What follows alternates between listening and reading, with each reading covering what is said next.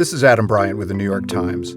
I spoke with Mark Fuller about his company, Wet Design, for the corner office interview I do each week in Sunday Business, and I decided to visit the Wet campus for a tour. Mark, what's the first stop on the tour? The design garage.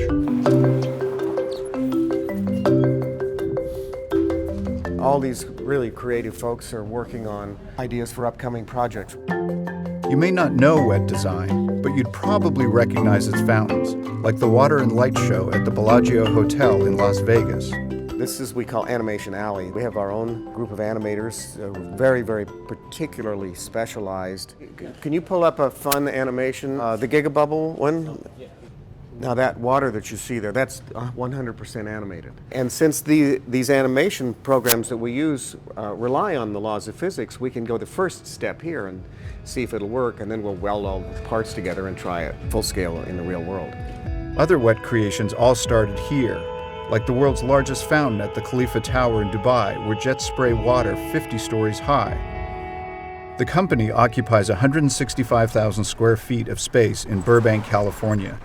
More than 220 specialized artists, designers, even chemists create fountains from scratch. Wet has an enormous manufacturing operation. We've got just over 30 CNC machines of one type or another. Somebody might say, well, why aren't you doing all this in China? Well, the only real advantage they have is a low labor rate. So if you can take that one isolated advantage with a lot of automation, then suddenly you've leveled the playing field, and all of the home court advantages really come into play.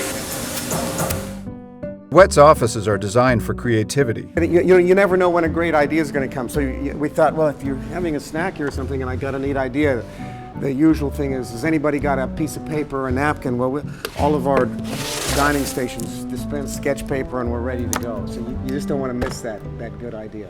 We have a whole series of these little pods. Sometimes a group will say, hey, I need a room. I've got to brainstorm for a week or something. I got the piano, and then the next request was for the drums. Then this is one of our 3 classrooms. We do improv in here every Tuesday afternoon. Why improv? It's all about listening. In improv, you have to stop thinking ahead and totally listen to what the next person says, or you're going to make an idiot of yourself. So we're taking engineers here and teaching them those fundamentals, which seems like a total crazy idea, but I think it's really cool. The trick is to take those crazy ideas and put them into action. This is the newest addition to our Wet campus. It's our idea playground. We get to play with all the fun parts and pieces that you've seen over in the shops, but this is where we play with the ideas behind what is the next incredible magical device that will make our next water experience come to life. These devices do more than just spray water.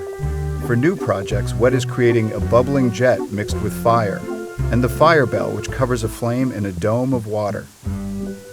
Our final stop was the theater. This is where water, light, sound, and the work done here in Wet's interesting workspace all come together.